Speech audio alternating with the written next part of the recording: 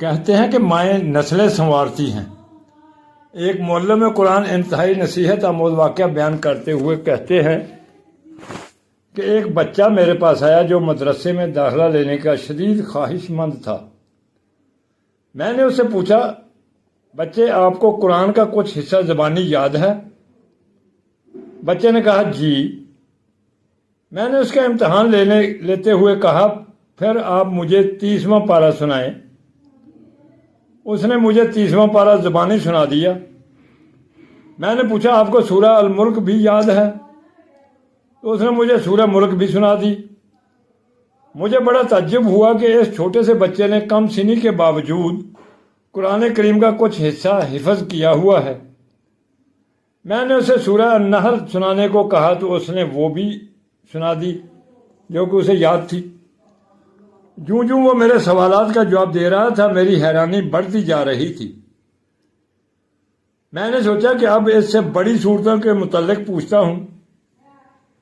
میں نے کہا، آپ کو سورہ بقرہ بھی یاد ہے؟ اس نے ہاں میں جواب دیا اور ساتھ ہی کسی غلطی کے بغیر سورہ البقرہ بھی زبانی سنا ڈالی۔ میں نے متعجب ہو کر پوچھا، بچے لگتا ہے آپ نے پورا قرآن حفظ کر رکھا ہے؟ اس نے کہا جی۔ یہ سنتے ہی فرط مسرت سے میری زبان سے بے ساختہ سبحان اللہ، ماشاء اللہ، تبارک اللہ کے الفاظ ادا ہونا شروع ہو گئے۔ میں نے اسے کہا، آپ کل میرے دفتر آ جائیے گا اور ساتھ اپنے سرپرست کو بھی لیتے آئیے گا۔ میں بچے کے جانے کے بعد حیرت و استعجاب کے سمندر میں ڈوبا رہا اور دل ہی دل میں تانے بانے بنتا رہا کہ یقیناً اس کے والد صاحب دین کے پابند، نیک سیرت اور قرآن سے شدید محبت رکھنے والے ہوں گے، جس کے نتیجے میں اس نے اپنے بچے کو اتنی چھوٹی عمر میں قرآن یاد کرایا ہوا ہے۔ مجھے اس وقت حیرانی کا شدید جھٹکا لگا جب وہ اگلے دن صبح اپنے والد صاحب کو لے کر آیا تو اس کے والد صاحب ظاہری شکل و صورت سے بالکل ہی متبع سنت اور پابند شریعت نہیں لگ رہے تھے۔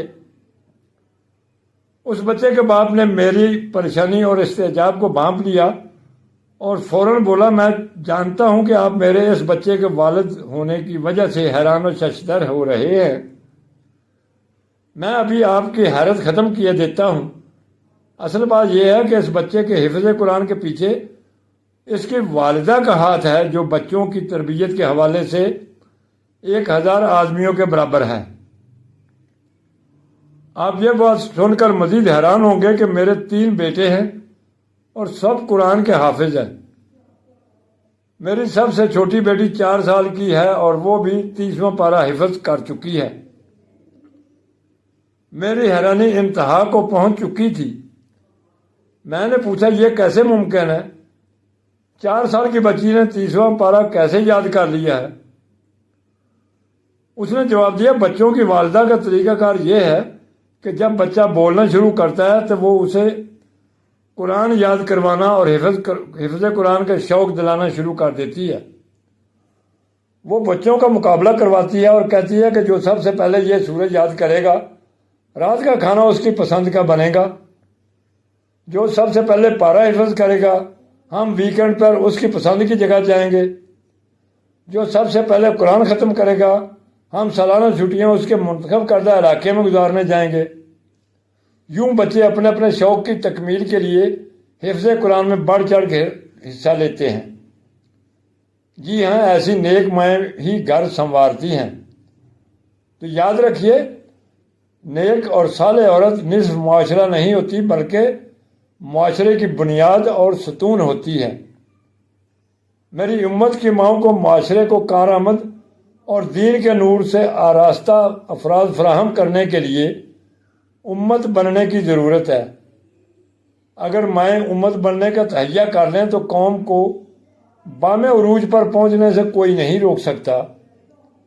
مرد اگر ہدایت پا جائیں تو اچھا ہے، ان کی اصلاح ہو جائے گی، لیکن اگر خواتین ہدایت پا جائیں اور پیغام دین لے لیں تو بہت اچھا ہے۔ خواتین کے سمجھنے سے پورے معاشرے اور امت کی اصلاح ہو جائے گی۔ اس لیے خواتین کے لیے دین سمجھنا مردوں سے کہیں زیادہ ضروری اور اہم ہے۔